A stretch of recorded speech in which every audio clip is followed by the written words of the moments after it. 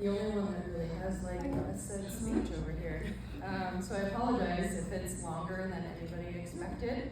But when Ebony asked me to be the recipient of an award today, this is how it went. I walked into a friend's house, and I kid you not, within about 10 seconds of stepping onto the patio, she turned to me, looked up, and said, "Can I steal you for like 30 seconds?" I was like, without going into too much detail here, there was enough things happening in my life at the time that hearing that sentence made my heart skip a beat. A simple follow-up statement, it's work-related, and suddenly my entire body felt like it could breathe again. Ebony proceeded to tell me that she'd been listening to my podcast, following my posts, and appreciated my willingness to share my story so openly. She was given the honor of presenting the President's Award to someone making a difference in the mental health space, and I was the first person who came to mind. I smiled. I was honored, both for the compliment, but also to be worthy of such an award in her eyes. If I'm being honest, an older version of me would have immediately questioned whether I was worthy of receiving something like this. I would have minimized it, doubted myself, and convinced myself that there were more deserving people. Today, I can genuinely say that I believe a part of the reason I'm receiving this award is because I have been vulnerable. To be honest, it feels natural to me, like something I need to do, like my purpose that we're all talking about today, is to pay it forward, helping others through sharing my story. A story of pain and love, of fear and courage, of uncertainty and serene knowing, of loneliness and presence. A story of growth, and one I share for those who can't find the words for what they're experiencing. I do not stand here as somebody who's figured it all out. In many ways, this journey still feels like it's unfolding. Hell, some days it feels like it's just beginning. But I do hope you know that being here with all of you today, people who dedicate countless hours to listening, educating, supporting, consoling, challenging, and guiding others is truly an honor. You are a lifeline for people who cannot yet find the words for their struggles. I thank you.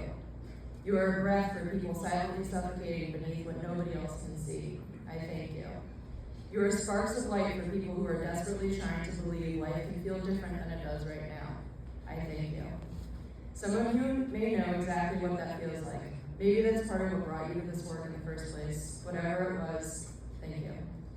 So who am I and why am I standing up here? My name is Laura Joseph. I'm 35 years old and hold a master's degree in nutrition and a life coach certification. However, I've learned that those things are not actually who I am. So now I continue to find a better answer to that question. I'm going to share a little bit about how I got here and who I'm becoming. I'm a child of divorced parents. This might be where you start to nod your head and understand. My dad was never there from the moment I was born, and I never fully understood the impact of that until I was about 26 years old. As a young child, there were definitely a few things that some of you might hear and think, yep, some emotional red flags right there. 1, I had night terrors. 2, I passed out at the age of 1 from a paper cut. 3, I had to touch the keyhole in the trunk of every car on my walk home from kindergarten, and if it didn't feel right, I had to do it again until it did. I could not sleep outside my own house. Silence was never, and honestly still isn't, my friend when it comes to sleeping. And 5, I had horrible separation anxiety to the point that my mom had to sit in the classroom with me. Otherwise, I was constantly in the nurse's office, pretending to be sick, or getting my assignments delivered to the main office because it was the only place I would sit calmly. Clearly, just a little bit of anxiety.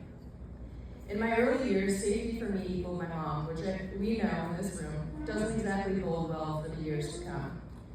While most people were developing a sense of independence, identity, and self-trust, my goals became control, monitoring, a perfect body, mood regulation, perfect grades, social belonging, and survival. Lofty goals for a teenager, huh? You can probably imagine where those goals got me. A really dark hole, a loss of my own identity, and years of silently debilitating depression and paralyzing anxiety that only worsened over time. At 16 years old, a boy asked me if I was gay because I wouldn't sleep with him. That opened up an entirely new can of worms, questioning, doubt, panic, shame, and fear. I shared those fears with my mom, who told me, this isn't you and this is not what I want for you. So I did what I learned to do best. I repressed it, I disconnected from myself, stopped trusting my own feelings, and trusted my mom instead because she was safety, right? Then 3 very powerful letters emerged, O, C, and D. Sexuality OCD eventually became relationship OCD once I entered my first same-sex relationship, Honestly, my first relationship ever. I guess some part of me didn't want to listen to my mom after all. Although my anxiety still tried to speak for both of us. OCD did what it does best. It attacks the things that matters most to you. And for me, that was relationships, identity, love, connection, meaning, and life itself. The clash of identity struggles, years of suppressed emotions, depression, OCD, shame, and seemingly heartbreaking inability to love and be loved created the perfect gateway for suicidal ideation to intensify. Something that had quietly existed underneath for years, but this time decided to stick around. It felt like I was suffocating inside a mental prison nobody else could see. My mind constantly spiraled. Every feeling became a question. Every thought became evidence. Every relationship became laced with fear. What if I just wasn't meant to be happy, have a fulfilling life, no matter how badly I wanted one? That terrified me. Then a little over 2 years ago, my body joined the conversation and I was diagnosed with ulcerative colitis. It seemed to emerge from nowhere, but apparently years of stress, nervous system dysregulation, emotional suppression, and living in survival mode finally had nowhere else to go. My mental health and physical health entered a brutal feedback loop that left me fighting every day just to find the will and strength to keep going. I was on autopilot, surviving, not living. I tried so hard to get better, to figure it out, to fix myself. Therapists, podcasts, conferences, medications, TMS, tarot readers, energy healing, retreats. Keep going. It was endless. Yet I still felt like I was trapped and kept falling victim to my own mind, my heart, myself. I was paralyzed by old wounds that just kept resurfacing. It took the demise of what I thought would have been a forever relationship to wake me up in a way that I had never woken up before. Another rock bottom. I didn't know it was that deep. But that's also when my deepest healing journey actually began. Not because everything magically improved, not because the suffering disappeared, but because I stopped asking, how do I get rid of this and what will fix me? And started asking, why am I reacting this way? How do I heal this and what is this trying to teach me? I began approaching healing holistically, mentally, physically, emotionally, and spiritually. Along the way, I continued to share my story naturally. I blogged, I spoke openly online, I was invited on podcasts, I started my own podcast. I partnered with the United Brain Association to shed light on OCD. I started writing a memoir that is still very much a work in progress. I've learned the difference between understanding emotions intellectually and allowing yourself to feel them in order to heal. It has taken years of lessons, often the same lesson repeated over and over. Years of battling myself while still functioning, pretty damn well on the outside. But for now, for the first time, I can honestly say I feel shifts happening. I have a team of people to thank for helping me get here.